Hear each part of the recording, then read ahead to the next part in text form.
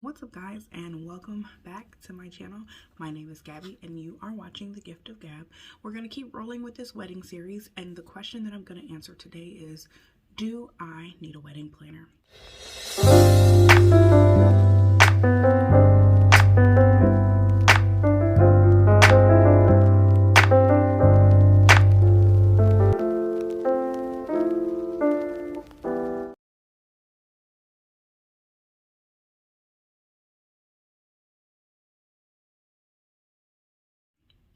The first of my tips for needing a wedding planner is do your research.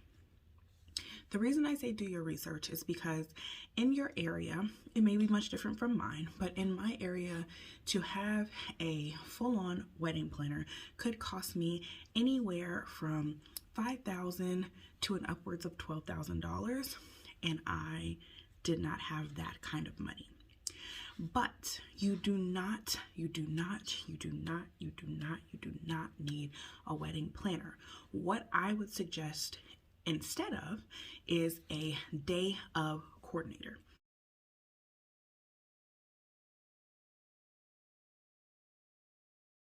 Now, in my area, day of coordinators could run anywhere from about $900 to $3,000. And it just depends on what service you're really looking for. A lot of venues in my area required you to have a day of coordinator. They did make a lot of recommendations for day of coordinators, but I decided to use a lady who was a coordinator for my venue.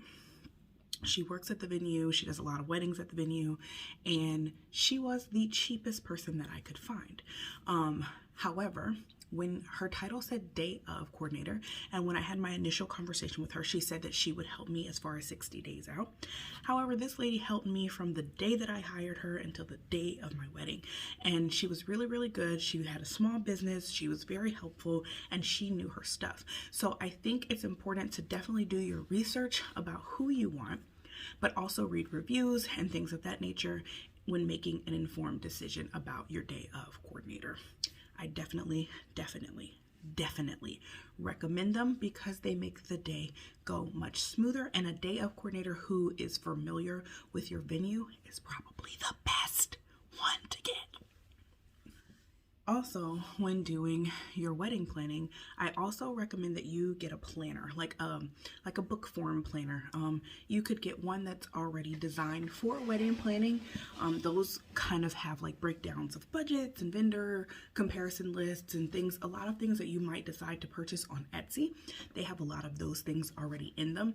The one that I purchased was from Amazon, and I liked it, but I didn't use it as much as I thought I would use it. I still ended up making a lot of the sheets that I needed for like my budget and things like that.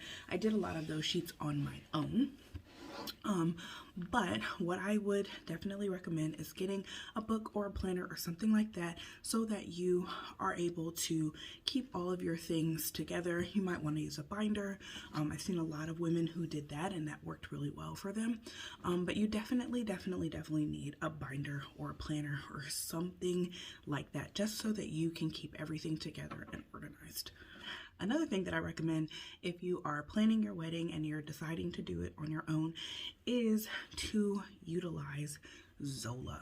Girl, when I say that website saved my life, not only was Zola good for creating like our wedding website and all of that, it also handled and housed our RSVPs. It also housed our guest list. There were checklist that Zola offered in the free, I think it's only a free version, but there were checklists and things that were offered, what you need to do this month, what you need to do that month, what you need to do, what you need to do, what you need to do. And it also housed the Zola registry. If you didn't like or want to use the things that they had on Zola registry, I think like Crate and Barrel was one of the things, Airbnb, like a bunch of different places. If you didn't want to utilize any of that, you could also upload your other registries into Zola.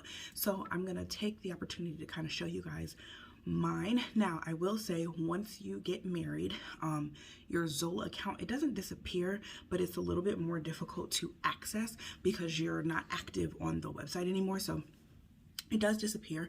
I'm going to pull it and I'm going to show it to you guys on my phone so that you guys are able to see like what I'm talking about. Making a Zola, I will also do that in another video for you guys so that you guys can get that done. It's pretty self-explanatory, but I used it a lot. It was my go-to. My husband looked at it a lot. It was definitely our go-to website for everything that we needed to put in and program. So I definitely recommend that. And so these are just some other resources that I would recommend while you are working on your wedding stuff. One of them is Pinterest. Pinterest is good for like ideal boards and pictures and things like that. And you know, just everybody knows what Pinterest does. And Pinterest is amazing for a lot of different things. So I definitely recommend utilizing Pinterest. I also recommend utilizing Google because Google knows everything. You know, sad to say, but it's true. So Pinterest, Google. I would also recommend that you guys watch YouTube videos like me, and TikTok, and Instagram Reels. Definitely the plug, because you know that they're programming us to only be able to sit for 7 seconds or whatever. So those two places are really, really good to get quick videos, quick ideas, quick information, and things that you can save and put in your binder. And then finally, I also used 2 other resources. I will put them both here.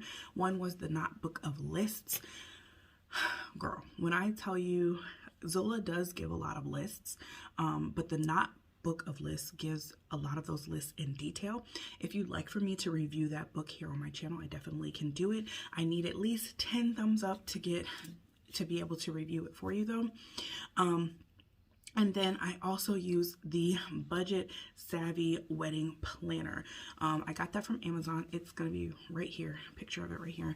But I got that from Amazon, and I got the Book of List, and both of those things.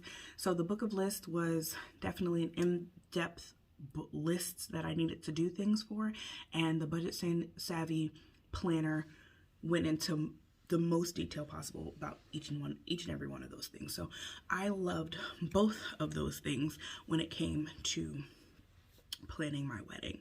So outside of that, those are all the things that I have for you. If you're wondering whether or not you would need a wedding planner, my answer is 100% no.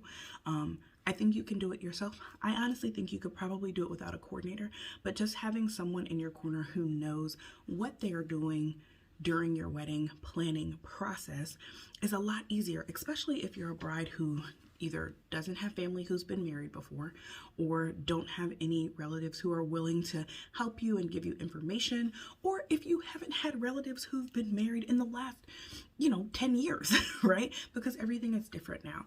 So if you guys like this video, please give it a thumbs up. I totally enjoyed making this for you. I have several other videos that are coming out regarding my wedding and my wedding planning process. So I hope that you guys will stick around and stay tuned. All right, guys, thank you so much for watching, and I will catch you in the next one. Bye, guys.